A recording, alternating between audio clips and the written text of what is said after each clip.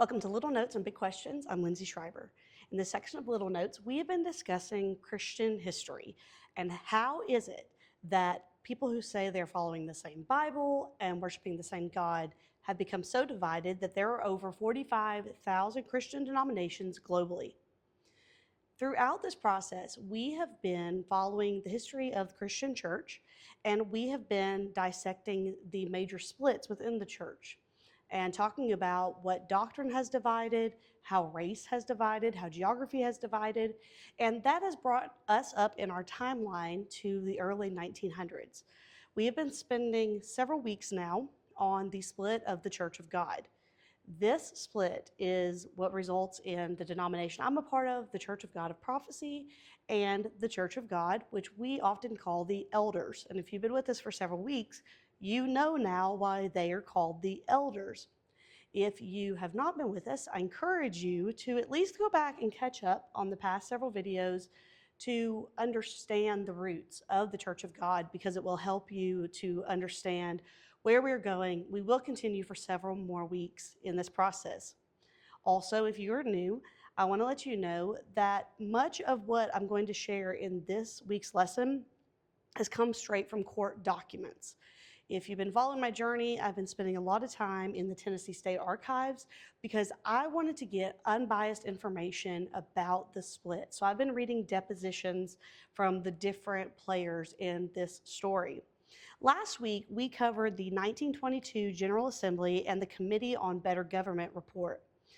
Following the reading of that report, one of the elders, a man by the name of Llewellyn, added a 9-part amendment and chaos broke loose.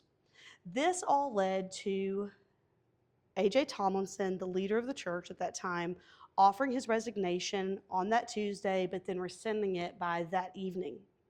So far, we've talked about how allegations of embezzlement were raised by Llewellyn and others on that elders committee against A.J. Tomlinson after overwhelming debt led him to borrow money from the preacher's fund to keep the church out of foreclosure and bankruptcy. We've also talked about how those allegations, in hindsight, we can see it playing into what certainly appears to be a coup from some members of the elder board. We've also talked about how the introduction of the Constitution in 1921, the Church of God Constitution, really changed the governance of the church. But right now, we're going to dial the story back because we've understood now what the outcome is of the Constitution, but I want us to go backwards, and we're going to find out what led up to the Constitution and when Brother Tomlinson realized it was in error. The story of that 1921 Constitution, which is often blamed for the split, that story actually starts in Ridgedale, Tennessee. Ridgedale is in, I would call it the metro Chattanooga area. It is basically a subdivision or bedroom community of Chattanooga. There was a Church of God there in 1917 that was going to split from the Church of God movement. Again, recall, when I say Church of God, at this point, that includes our denomination. If you're a part of the denomination I'm a part of, that included us at the time. Well, this church in Ridgedale was going to split. Their pastor was J.L. Scott. There were some members of the church who did not want their local church to leave the denomination. So those people who didn't want to leave the Church of God went to Brother Tomlinson, who was the general overseer, and to Llewellyn, who was the state overseer of Tennessee at the time. And when the people approached Llewellyn and Tomlinson, they asked that this matter be taken into the court system. Arthur Trainer had been a longtime attorney for the Church of God.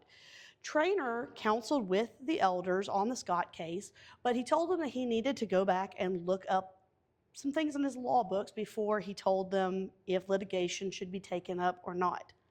Llewellyn did not wait for Trainer to return with his decision, and instead Llewellyn went to Chattanooga and got his own counsel from another firm, and they encouraged him to pursue litigation. This comes from depositions in the court trial. This was a part of Brother Tomlinson's deposition. So Llewellyn then goes to get the litigation started with this other firm in Chattanooga, and Brother Tomlinson doesn't know or consent to what's going on. Llewellyn comes back from Chattanooga with this paperwork and tells Brother Tomlinson he needs to sign it. And that's when he finds out that Brother Tomlinson is now a principal in this lawsuit. Tomlinson doesn't want to sign it, and Llewellyn tells him, this is on advice of counsel, you need to sign this, we need to get this done. Now, Tomlinson testifies that he personally did not have any legal expertise, and he was trusting a lot of legal matters to Llewellyn because Llewellyn's father had been a justice of the peace. Llewellyn used that to tell Tomlinson that he had access to these basically law libraries and that he knew a lot about the law and he had spent a lot of time in court because of his dad. And so Tomlinson believed him. And really what you're going to find is that Llewellyn often made Tomlinson worry about what could potentially happen if he didn't take his advice. The case lists the plaintiff as A.J. Tomlinson and the trustees of the Church of God versus Joseph L. Scott and his trustees. Well, in the end, this case, Tomlinson loses the case. And the Scott group and the local church win. And the reason that they win is because at the time, deeds for churches were held locally. This case, I'm sure, is at least part of the reason that the rule is now that in Church of God of Prophecy, our deeds are held with headquarters in Cleveland, Tennessee. But at the time, they were not. They were held locally. Because they were held locally, that Ridgedale Church won the lawsuit. And that meant that they could keep the building and they could keep the assets associated. So Scott takes his church and forms a new denomination, which is called the Original Church of God. Original is actually in parentheses. It was during this trial that Llewellyn began to speak incessantly with Tomlinson about the need for a constitution. Llewellyn told Tomlinson that lawyers had told him that our governance was weak and inferior. He even said that he had a lawyer who was willing to help draft up a new constitution.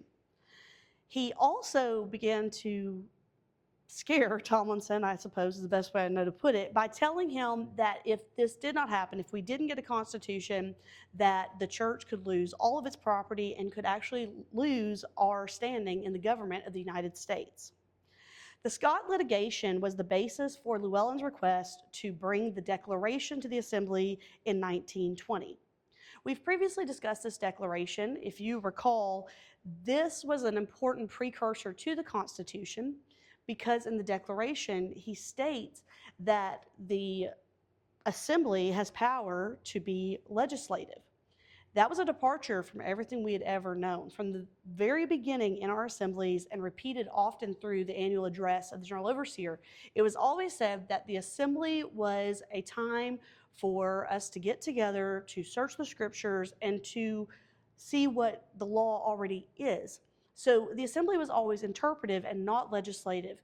But with this declaration, it essentially made the assembly legislative and executive. And it was never supposed to be those. Well, that was the only part I shared with you previously, but the Declaration actually has 6 points, and I'm going to summarize them for you because you'll see later on why this was an important moment.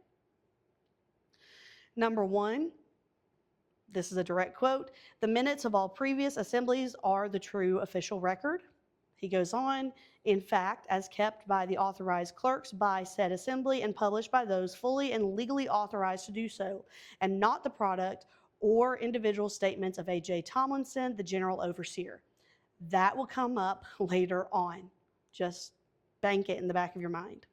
Number 2, "We do not recognize the right of any local church to withdraw from the General Assembly as a whole, but those who prove disloyal to the government and teachings as promulgated from time to time by the General Assembly or otherwise disorderly are to be dealt with in individual manner and excluded as a member of said church." To summarize that, he's saying, you can't leave us, but we can kick you out.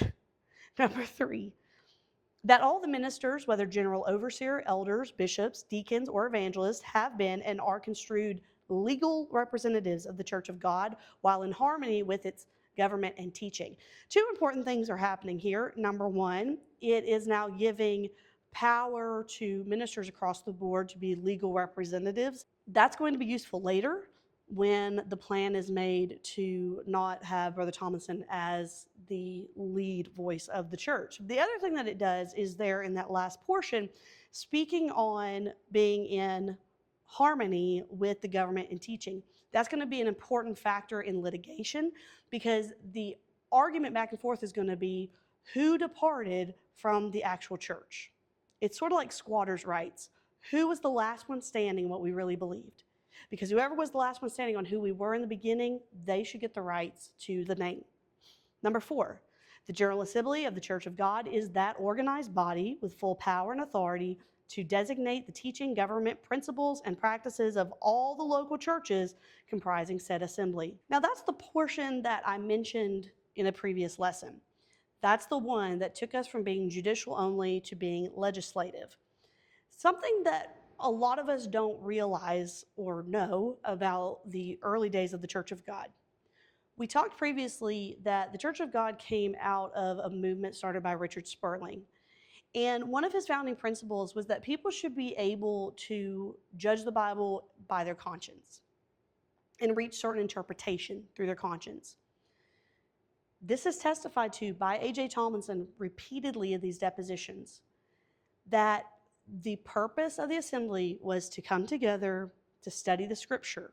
At the end, what they decided in those sessions would be sent to the local churches. The local churches would discuss. But a local church didn't have to agree with what was decided at the assembly. Every minister and every church had the right to come back and bring their side and try to refute what was decided in an assembly. So really, this idea that the General Assembly was going to have so much power over the local church, that was absolutely foreign to the way things had been done previously. Number 5, that the name of the church is Church of God, which is sometimes referred to as the headquarters at Cleveland, Tennessee, only with the purpose of distinguishing it from other churches calling themselves the Church of God, but that is no part of the name. This is going to be very important, again, because recall with Ridgedale is now calling themselves the original Church of God, which takes us to the 6th point of the declaration. In summary, it says that we meet in the annual conference to search the scriptures and put them into practice. But this is a direct quote, "Our teachings and faith are the same as originally accepted in its original organization, and all the changes in government and management have been duly authorized by the General Assembly in its various annual sessions." Notice that word original, that is by design, because again, he's coming off the heels of losing the Ridgedale property. Again, recall, this declaration is what makes the way for a constitution. It was during an elders meeting in September 1920 that Llewellyn suggested a constitution be written. A committee was appointed of Llewellyn, Lee, and Lemons. Tomlinson testified that he did not write the Constitution, although that is the claim of the elders. The elders worked on the Constitution from that September of 1920 into the actual assembly. The assembly was held in November, and they were still writing it when they got to the assembly. Tomlinson testified that everyone was under the same understanding, that nothing was changing. They were just making official what they had always done. Tomlinson was always the moderator of the assembly, except for a short period of time during a work session. Now, because he was the moderator, it meant he really didn't have time to stay in these work sessions during the assembly. So Tomlinson leaves the committee room before the final draft is completed because he needs to go back and moderate the next session. He says that when he left the group, they were just cleaning it up grammatically, fixing some phrasing or commas or what have you. The obvious question people ask is, why did he leave? I told you he was the moderator, but it wasn't just that. When assemblies are held now, there is a task force, and the task force has teams, and the teams have people beneath them, and it's a whole small army that puts on an assembly. But Brother Tomlinson was really hands-on in a lot of factors of the assembly, including one of the things he testified to, which was that he helped the entertainment committee. That was essentially the group in charge of hospitality. Brother Tomlinson even though he was moderating sessions of 3,000 or 4,000 people, was also helping this committee find places for people to sleep at night. So he said, I didn't have time to just sit there while they're cleaning this thing up. And again, he thought that nothing in the governance was changing, that they were just making it legal and official with this Constitution. The Constitution is brought to the Assembly and it is passed in 1921. It would be easy to read the minutes of the Assembly and say, well, Tomlinson was fine with the Constitution in 1921. He just comes back mad about it later because he didn't want to have to be under somebody's oversight. I will note to you that the minutes were edited by Llewellyn, a name that we're going to hear a lot. But Tomlinson testified he didn't really understand the implications of the Constitution until the next year. And I will say this, if you ever lead, or if you just pay attention to others who lead, or you pay attention to the government or anywhere else that puts things into practice, oftentimes when we have a policy that we put into practice, it's only then that we realize the blind spots. And that's sort of what happened here. The reason he found out that there was an issue was that part of his job was answering correspondence from ministers. He starts getting letters in the early part of the next year where pastors are saying they are trying to rule their members from the Constitution. And he's confused by this. Like, we don't do that. How did you reach that conclusion? And the Constitution was just supposed to continue what we've always done. So he goes back with the fine-tooth comb and he realizes this changed everything. Tomlinson actually mentions this to Latimer, who was also an elder, and he told him, we've made an awful mistake here. And Latimer tells him that he had talked with an attorney that he knew, and the lawyer actually asked Latimer, he had heard news about this new Constitution, and the lawyer said, did you not know you were changing the entire governance of this church? But no, they didn't know. They didn't recognize it until it was too late, because once the Constitution was in place, part of what is coming out of that is that those elders are going to have an insane amount of power that they had never had before, and there really was not going to be any going backwards off of it. Well, when these members and ministers would write to Brother Tomlinson, Tomlinson would refer them back to old practices. He testified that he never encouraged people to follow the Constitution. In depositions, Tomlinson says that this is when Llewellyn began to have a problem with him. We can look at it and see, I think there was an issue before that, but as far as he is concerned, this is where things started to get tense. Tomlinson testified that Llewellyn got along with him as long as he did what Llewellyn wanted, but when he stopped doing what he wanted, that's when there was an issue. Remember, Llewellyn pushed for this Constitution. Llewellyn wrote the Constitution. Llewellyn got it passed. And now here we have the general overseer refusing to tell people to abide by that Constitution. So Llewellyn decides to write a letter giving his grievances, essentially all the things that he thinks Tomlinson should have to do differently. This will later be known as Llewellyn's 14 points. Llewellyn writes this letter on June 30th, 1922, and sends it to Tomlinson. It was carried by his friend M.S. Lemons. The letter opens this way. Feeling that it is in harmony with my duties and responsibilities as a member of the Supreme Council and chairman of the Board of Trustees of the Church of God to submit to you an outline of some of the corrections and amendments that should be made in order to ensure our people their rights and privileges and thereby restore confidence and strengthen fellowship and invite the approval of God, which is our only hope and guarantee of success and final victory. I will summarize the 14 points for you. Number one, he accuses Tomlinson of violating the Constitution by misappropriating funds and says these are to be immediately reimbursed. Number two, he states that Tomlinson failed to comply with the Constitution by not depositing church money in a reliable bank in the credit of the Church of God. Number three, he states that authority alone to create new and other positions and fill them lies with the General Assembly. This is a direct quote from the letter, which, if you're ever curious, I have a copy of. You are without authority to appoint your son or your son-in-law or anyone else to an unborn position.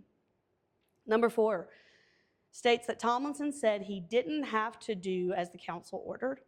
Number 5, there has been no definite official act in fixing the term of the office of general overseer other than the custom of year to year. Number 6, complaints have come in of ministers not receiving their checks. Number 7, quote, the Bible Correspondence School has never been satisfactory to all that are concerned. He goes on, in summary, to say that the board of directors felt restrained and were made to feel like they could be no part of management. He also references what he has done here as fraud, and he adds that this could be subject to the penalty of the law and even fraudulent use of the postal system. Number 8, Homer Tomlinson has repeatedly drawn checks on the account in which the Church of God funds are placed. Number 9, the publishing department has been called, this is a quote, the slackest run business from Maine to Mexico. He also says that he wants there to be a detailed cost system. He implies time theft. He goes into sort of a lengthy discourse of specific things like it shouldn't be that people in this side of the publishing house are going over to talk to people in this side of the publishing house. It's kind of funny because Tomlinson testified that towards the split, Llewellyn would just come sit in his office all the time, which he felt was sort of a tactical move, but I just thought it was sort of rich. He's accusing other people of time theft when he just kept hanging out in the office. Number 10, Llewellyn called the church a, quote, family machine. He claimed that underqualified family members of Tomlinson filled spots better employees could hold. Number 11, Tomlinson's failure to act in harmony with the church's original government teachings, principles, and practices put the church at risk of loss. Remember I said a second ago that part about being in harmony, and if you're not in harmony with the church, then you can't be a legal representative? Here we go. He accused that Tomlinson had used columns in the church paper to lash and slur our people because they do not agree with your every act. He also brings up something about Tomlinson writing about the prime minister and being unhappy about who the prime minister was.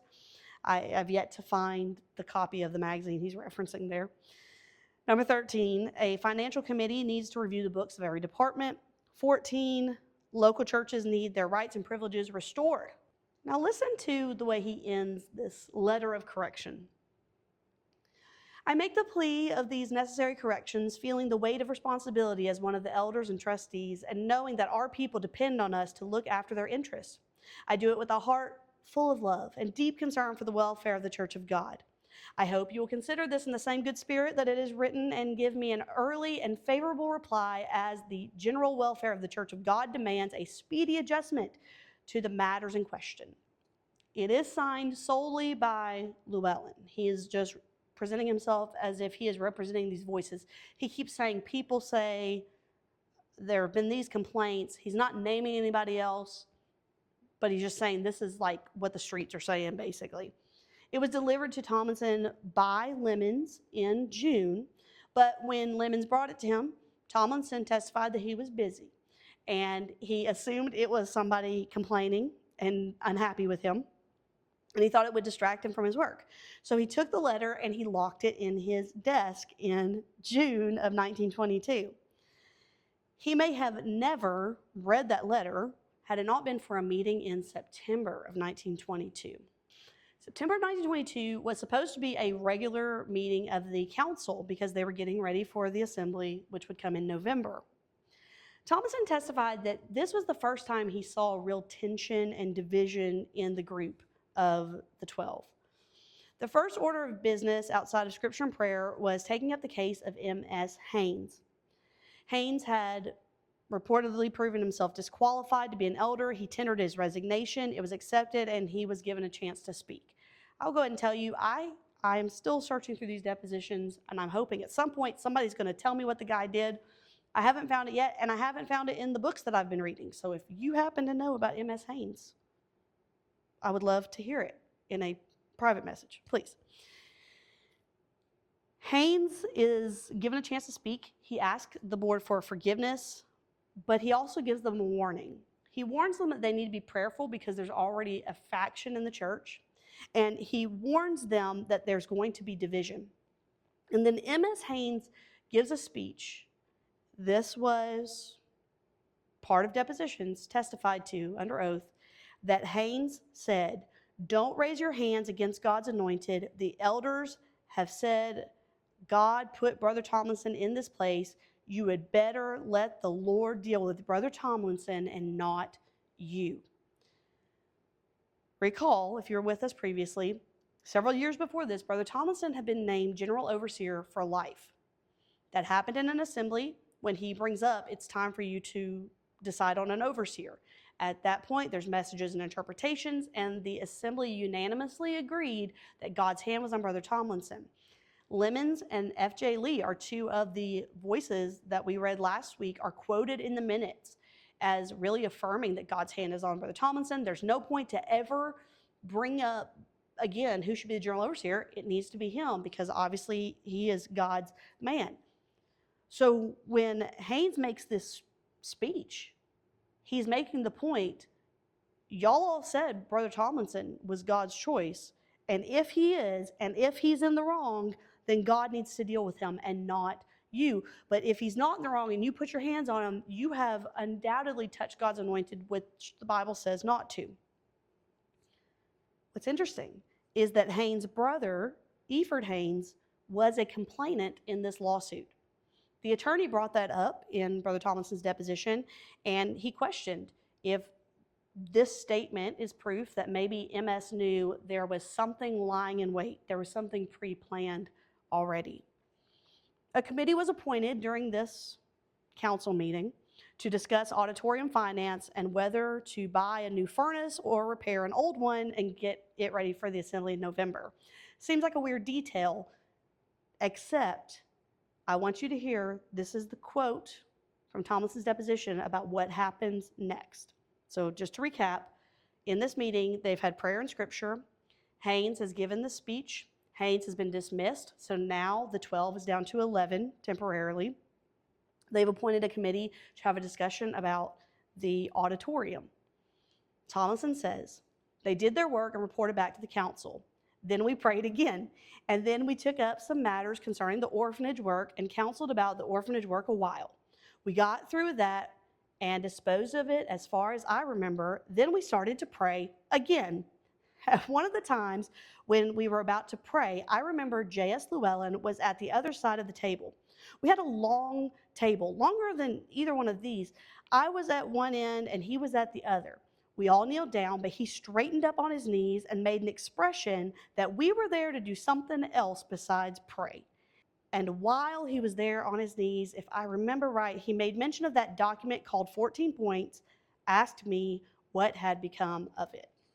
A brief note, I have read in the court documents in different statements, these guys got annoyed a lot because Brother Tomlinson was always wanting to pray about things and drove them bananas, at least some of them, because they wanted to get down to business. And Llewellyn really has something to say because he sends this letter in June and he says, I need a swift answer to this. And I am the self-appointed voice of everybody. And everybody's angry, and I deserve an answer. And that was June, and this is now September, and nothing has been said about the 14 points. So when he asked him what became of the letter, Brother Tomlinson said, oh yeah, that letter Lemons brought me. Yeah, didn't read it. Locked it in my desk. Well, that obviously surprises him that Tomlinson had not read it, and he says, well, there's important things in it. Now, an important note here. It is referenced in statements that at this point in the meeting, Llewellyn, Ellis, and McLean knew about that letter. The others didn't, at least as far as Tomlinson knew they didn't. And Tomlinson testified that that made him feel as if they had gotten together in private council and then asked Lemons to bring him the letter. Well, Tomlinson says, didn't read it, but we're about to go on a break. I can go and get it and I'll bring it back. And that's what he does. He brings that letter to that next session and he reads the letter aloud, or the letter is read aloud. And after it is read, the room was divided on how they felt. He remarked that it was now 5-6. Again, remember, we're down to 11 elders because of the dismissal of Haynes at the beginning. Tomlinson says that Llewellyn, Lemons, and Ellis were very vocal, but he also felt that there were two more who were with them, and that's why it was 5-6. All parties agreed that Tomlinson should write a written response, but he did respond verbally in the room. He just made it official in writing later. I'm now going to remind you of the 14 points and give you his explanation of each one. Number 1, this was the one that accused him of misappropriating funds. Tomlinson said he only ever acted on advice of counsel. He remarked about spending money on stamps and stationery and wages for a stenographer. He then said, quote, "It may become necessary to call for the name of your informant." Number 2, this was the one saying that he had not deposited money in the bank. Tomlinson replied that it had been a common practice to keep money until it was convenient to go to the bank, but he stopped doing that practice when he was told to stop. I do want to make a comment about that one because I'm a pastor, obviously, and we put our money in the bank, and we actually have some self-regulating rules that make it even more difficult to make sure that this stuff is done right, because we don't ever want the hint of impropriety of how we handle our money in our church. But in case you're wondering about that one, remember, we're talking about the rural South in the 19-teens, and he talks about that. He talks about it in his deposition. He said we had never had those kind of hard rules about it because you could have the treasurer who lived out in the country, or you had the pastor who lived out in the country. Oftentimes, money was kept on hand, and then that was the money that was used for the expenses instead of having to go and deal with the bank. Or the money was just held until they could get to a bank. But when the rule changed, he said he stopped doing that. I'm just pointing that out. The way he says, yeah, I did do that for a while, that was common practice at the time. Number 3, this was the one where he said that he didn't have the authority to appoint his son or his son-in-law to any positions. His response was that his son and his son-in-law were working not in public office, but in assisting Brother Tomlinson. The assembly had selected Tomlinson as superintendent of the school, and that gave him the authority to get help as needed. He had hired his son and his son-in-law to help with the correspondence course as part of the school, and he says, then it's all the same. It doesn't matter. This was also a point of contention in the lawsuits because the argument was made that the correspondence school was not actually part of the Bible school. I shared with you previously, you can go to Lee University resources right now, which is what the Bible school Brother Tomlinson started, eventually takes the name of Lee College and then Lee University. They credit there Brother Tomlinson with this great correspondence course that had almost 800 enrolled in its first year. But at the time, the argument from the elders was that the correspondence course was not the same as the Bible school. And so even though he had authority to hire for the Bible school, he did not have that authority for correspondence. Number 4, that was the statement that Brother Tomlinson had said he didn't have to do what the council told him. He just said, I haven't violated anything because the council is only here to give advice, not to give orders.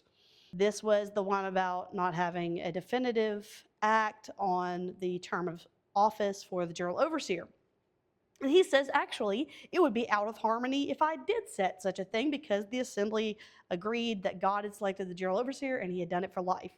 Number 6, those were the complaints about ministers not receiving their checks. Now, if you have not been with us, this is the point at which I say you really need to go back and watch those because it's very lengthy. But we do know there was some validity in this because Tomlinson, if you were with us, you recall, Tomlinson had used some money that was supposed to be dispersed amongst the ministers. He had used that, hopefully temporarily, to help pay some notes that had come due on the auditorium and on the publishing house. And then this was around the time of a recession after the World War, and they had just come out of the influenza pandemic. Because of that, giving dropped off a cliff, and the money he expected to come in didn't come in to make up the shortfall there. So there was some validity in that, but again, I'm summarizing, there was a lot more there. Tomlinson's response back to him was basically, the system we have created insufficiency. He said that very few churches were able to pay, quote, a sufficient amount. He also brought up the point here that the council never made any provisions for some ministers on the field who were doing good work and in needy circumstances who were not pastoring churches. He goes on to say that the council messed up because they underestimated the building costs. And he says every time you build something, it ends up costing more than you expect, and we should have prepared for that. We should have planned that this thing was going to cost us more than we thought. And by the way, when we started off, we already knew we didn't have the money to do it, let alone anything extra. He also adds this nice little statement, speaking on the cost of these buildings. Add also the amounts paid to the members of this council, and they had to have their part as well as the others. What's he talking about? Well, McLean ends up working essentially as a foreman on these buildings. He was paid for that. And Llewellyn, if you've been with us for a minute, well, tonight I've told you that Llewellyn presented himself as a legal expert because his daddy was a justice of the peace. I told you previously Llewellyn had presented himself to the auditor as a publishing expert. Now, recall at the beginning of this, Llewellyn worked in carpentry. He worked on building things, but he's presented himself now as a publishing expert and as a legal expert. He's not done yet, because when they sent him to go talk with an architect about building the auditorium, he came back and said, I could do that. There's no need to pay that guy. So he did the work of the architect, and for that, they paid him $3,000. It's also at this point, I'm going to toss this in here, in depositions, it was stated under oath, Brother Tomlinson was not paid for services as general overseer until 1918. So Brother Tomlinson hadn't even been getting paid. But they're now accusing him that he's, I guess, getting rich off of the church. And he wasn't. He was living hand to mouth. 7, this was the statement about the correspondence school and the board of directors. This is also where he brought up that they could be fraudulently using the postal service. Now here's what happened. Tomlinson says that the board of directors, quote unquote, was always just a matter of prestige and influence, and that they knew from the beginning he was going to put their pictures in the pamphlet because he thought it made it look more official when they're starting this new school. But it was never intended for them to be managing or making decisions. They were just trying to look more legit. And that's why, and it was legit, but you hear what I'm saying, right? So that's why he said it was fraud, because he said you had their pictures in here, but they're not really doing anything. A fair point? I'll let you decide. Number 8, this was about Homer Tomlinson drawing checks. Now, Homer Tomlinson might be one of the most interesting characters in this whole story, but what you need to know at this venture is that he was Brother Tomlinson's son. He actually later ran for president of the United States. A fascinating and odd story. Tomlinson replies that the books have been kept in perfect order. And he even talks at one point in this letter, I don't remember if it's on this point or another, he talks about how if there ever is an error, it's very quickly corrected. Testimony reveals that Homer had publishing experience and he did the work on copyright. So there had been some debate about if the Sunday school materials need to be under copyright or not, and he's the one who really did the legwork on all of that. Tomlinson said he sent money to Homer because Homer had not been getting paid for his services, but Homer didn't even cash the check. Instead, he used it for school expenses. There was $100, which was also sent to Homer, and Brother Tomlinson said he did that because he needed to have a meeting in Cleveland about the school, and he needed Homer there, so he sent him the money to pay his way. Also, again, it was told that Homer always turned in weekly reports of what was going on with the finances in the school. Number 9, that's the one about the publishing department having the slackest run business from Maine to Mexico. Basically, his response is, that sounds like a publishing house problem. That doesn't even seem like that has anything to do with me because I'm not running the publishing house at this point. Number 10, the claim that the church was a family machine. Well, Tomlinson points out that he was given full employment decision power by the publishing committee. It is worth noting something here about the magazine. When the magazine started, it was on the instruction of the elders, And they wanted Brother Tomlinson to run it. And we talked about this before, that Brother Tomlinson said no, he didn't want to because he had a history in publishing. He knew it was expensive and it would take a lot of time. And he tells them no, and they keep pressing him. He says, okay, I'll pray about it. He comes back, he's like, okay, I'll do it. That's also what happens with the school. It happened a lot with Tomlinson. I really think this is an interesting study in what happens when we see that God's hand is on somebody and then we decide they have almost, I don't have another word, we call it the Midas touch, right? Everything they do turns to gold. So let's give them everything to do. And Tomlinson, in his personal writings and even in his assembly addresses, he's constantly saying, I'm overwhelmed, I've got too much. And they kept putting more on his plate. That happened with the magazine. They said they wanted a magazine, they wanted him to run it. They gave him no plan and no money, but figure it out. Well, he did. And so originally, when the magazine was started, the work was done out of his home. That meant that his wife and his kids were part of the magazine from the beginning. They had to help with the wrapping, the mailing, the addressing. They took care of the subscription list, and they even were the ones who were reading the proofs to make sure that everything looked right on the paper. In fact, originally, they didn't have money for, it's called a dray, it's the service to get the papers from their house to the post office. And this, let me just tell you, Tomlinson testified to this, but just today I was reading the deposition of Mr. Rogers, not the will you be my neighbor. Mr. Rogers owned a printing company. He's the one who printed before we were able to print on our own. Mr. Rogers, it's been my favorite deposition so far. He was a Methodist, and he said he didn't even like the Church of God, and he actually said that people in Cleveland were very prejudiced against the Church of God. But he forms a friendship with Brother Tomlinson. He becomes a fantastic character witness for him, and he also testified about this lack of a dray because Brother Tomlinson couldn't afford to get the papers from his house to the post office.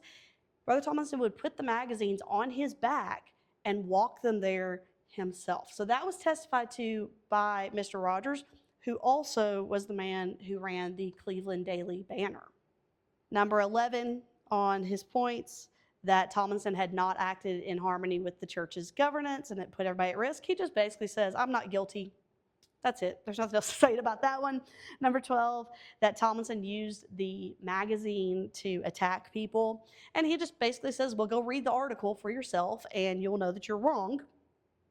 He said that the point of that article about the prime minister was essentially saying that God works everything out in the end. Again, I haven't found the article yet. If anybody has it, I'd love to read it because now I'm just curious. Number 13, that the financial committee needs to review the books of every department. Well, Tomlinson said, I've asked the assembly to do that. I have repeatedly asked them to do that. And every time he brought it up, the assembly said they didn't want an audit because of the expense. He said he had a bookkeeper who made regular reports. He had no objection to such committee doing these audits. Of note, Llewellyn actually was reported to have said in the meeting, that he wanted this audit so badly that he would personally give $50 for the audit to be done. Number 14, that the local church rights need to be restored. And Tomlinson just says, I don't even know what you mean. I don't even know what that means. Like, you're just pulling things out of thin air now because you're mad. It was decided in this meeting when these points were read that they needed to bring the publishing committee in because Tomlinson had brought up the publishing committee. It was reported that during this time, the members of the council who were on the publishing committee, they walk out of the room. They are then joined by A.J. Lawson. He was the only publishing committee member who is not an elder. And it has been said that Lemons berated Tomlinson for at least half an hour. I have yet to find exactly what he said because it was sort of presented like Brother Tomlinson didn't even want to repeat what had been said about him, but he had talked really poorly about Tomlinson and about his family, is what has been reported. After the publishing committee met, Tomlinson and the elders who were on that committee returned back into the room for the rest of that committee meeting of the elders. Tomlinson says that as Lemons was yelling, he stood silent. But while he was standing there, he made a decision. Tomlinson had a statement that he was going to share at the assembly. Remember, this is September. We have 2 months until the assembly. His plan was to share something with the assembly, and he says, I wasn't going to tell the committee first because I don't answer the committee. I answer to the General Assembly. But he decided, I'm being attacked. My family's being attacked. I think I just need to go ahead and say this now. He did share that day with the committee about the bankruptcy risk and how he was so scared, and that's why he had taken some money from that tithe fund, and he explained the situation. In this meeting, he tells them that, I think the word was vile, if what you think I've done is vile, that he was willing to sell his own home to make this right, because he said, if I have to do that to make things right with God, essentially, you guys judge me as my brethren, and if this was that terrible, I will sell my house to take care of this debt and to make sure the pastors are paid right now, because I want to be right with God no matter what. During this time, he begins to break down. I'm going to share, these are lengthy quotes, but I want to share them because I want you to understand the state of mind this man is under right now. Now, let's recall, he has led a church from 25 members to now nearing 20,000 members, has expanded throughout the U.S. and outside of the U.S. He has established and helped run a publishing house, established and helped run a school. He has helped start an orphanage. He has been in correspondence with the pastors. He's been the one writing those checks back out. He has been the chief financial officer. He also had said elsewhere that he was teaching Sunday school at the local church and that he would fill in for the pastor when the pastor was gone. And oh yeah, during that pandemic, he was preaching all these funerals. This man is really, in my mind, I could see him being on the edge of just totally breaking anyways. But I want you to hear how Tomlinson describes that day. I was considerably wrought on by the subdued spirit that I usually try to carry, and then my mind cast back over the work in the church. How that the assembly had authorized me to start the evangel, didn't give me any money to start it with. I and my family had suffered through and did the best we could, got along as far as we did, as far as we had. And then when I remembered that these 5 brethren had been so close to me and now took such a stand against me, and when I remembered that they had eaten at my table and we had had sweet communion together, I thought it seemed to me like a separation coming. And when the whole thing broke in on me, it was a little more than I could bear, and I suppose I lost some of my manliness. At last, I broke down and cried, fell on the floor and wept like a child. It's at this point, I'm going to carry on and give you more quotes, but it was later said by some of the elders that he was crying because he was caught. That the reason he wept like that in front of them was obviously because he had a guilty conscience for what he had done. That sets the stage for this next quotation from A.J. Tomlinson. I was not weeping because I had used the money, because I had good intentions in that. He goes on, as much as anything else that broke my heart was because these 5 brethren, it seemed to me, if any difference, had been closer to me than the other 6. That is, I had more to do with them. Brother McLean and myself had worked in the evangelistic work for years. We had been in healing services and revival meetings together, very closely connected. M.S. Lemons had been with me longer than he had, helped in the work in different ways. We had held meetings together. J.S. Llewellyn had moved to Cleveland at the time, and I thought had rendered me lots of assistance in helping me out in the field and helping up with the church and giving me good counsel, as I thought, on legal lines, and helped to build the auditorium, taking lots of responsibility off of me, etc. Eford Haynes, I had pulled him out of some little work down in Birmingham, and he had sung for me a number of years. I paid his expenses. I took him with me for a long time. Brother Ellis, I got him off a little mountain farm down there and got him into the church work and into the Bible school. And then when he got back on the field, he got so discouraged that he wanted to give up the work and didn't want to take the Bible school any longer. I gave him another lift. I helped him up again. And when all these things came on me, I knew the situation. I knew the stand that they were against me. And I knew that I had done the very best I could to help the church to the best of my ability, and I made sacrifices that nobody else knew about. Then to have those 5 men take the stand against me, it seemed more than I could bear. As far as I knew at the time, the other 6 brethren were sticking to me, and I believe they were, and I was not giving them so much concern. But it did break my heart to think of having 5 brethren who had been so close to me take the stand they were, and we had been so intimate before, and thus I wept and I cried. These men that he had built ministry with, these men that he thought he had given opportunity to, these men he had listened to their advice, which means he was probably also sharing some of his deepest feelings that he couldn't share with anybody else. They had just a few years ago said that this is God's chosen man. Brother Tomlinson had given up time with his family. He had given up being there with his children, no doubt, as he had to travel and greet the people. He does all of this.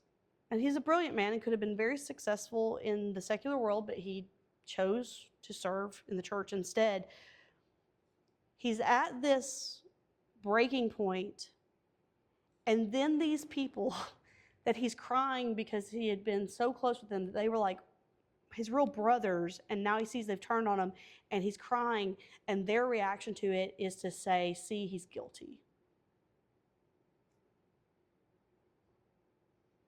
Which tells you that they didn't see him as the brother that he had seen them as. He continues, somewhere along the way I came to myself enough to know that all the council were bathed in tears too, or at least it seemed that way to me. Finally, I felt the touch of some hands taking hold of my arm, and as I was lifted up off the floor, I noticed it was J.S. Llewellyn and J.B. Ellis. Well, they seemed to be very touched, and I had some hopes after all. We might get the breach healed, and yet away down deep in my heart, I did not feel so, yet I had some hopes. But there was not much feeling that we would get the breach healed as I would like to have had. We went on with the council. I tried to brush the tears away and straighten up and be a man. I felt somewhat humiliated that I would give way like I did. I soon saw that the division was just as strong, however. With all the tears and weeping as it was before, there was still a tendency to object and criticize. But the brethren did make me one promise. I really thought then that everything would be all right. They promised me that I would make a similar statement to the assembly, which I'd already told them I was going to do, and make it as clear as I had there that they would do their best efforts to reconcile the assembly. Lemons ends up suggesting that a council be appointed to investigate the publishing house and examine the books for themselves. That led to that audit that we previously talked about, the audit where the auditor didn't have all the books, and he went to ask for the books, and they just couldn't find them. The audit that Brother Tomlinson didn't actually know was happening until he found out about it in the lawsuit. When Lemon suggests that there needs to be a committee, Tomlinson appoints the committee because the overseer always appointed committees. So he appoints Lee, Ellis, and Latimer. Well, Llewellyn objected to that because he said you can't appoint a committee to investigate yourself. Tomlinson says, okay. They then take a vote by secret ballot. And what do you know? When the vote came back, the committee was Lee and Ellis, as Tomlinson had wanted, but the third voice was no longer Latimer, it was Llewellyn. And when we return next week, we will see what happens in the aftermath of that next assembly. There are things that happen in the next assembly that had never happened before. They just seem like little bylines unless you know what's going on. But the next assembly, Brother Tomlinson's legs will be knocked out from underneath of him. And then some things are going to happen that look eerily familiar to Judas giving a kiss to Jesus in the garden. Some things that when I read them in these depositions, I was absolutely shocked that could occur and that people could get away with. We're going to talk about that. We're going to talk about how the Committee for Better Government that's actually a bigger deal than we even realized last week when we talked about, and how it's going to prepare the way to get Brother Tomlinson out of the way. I hope you've enjoyed this little notes and big questions. I'll see you next week.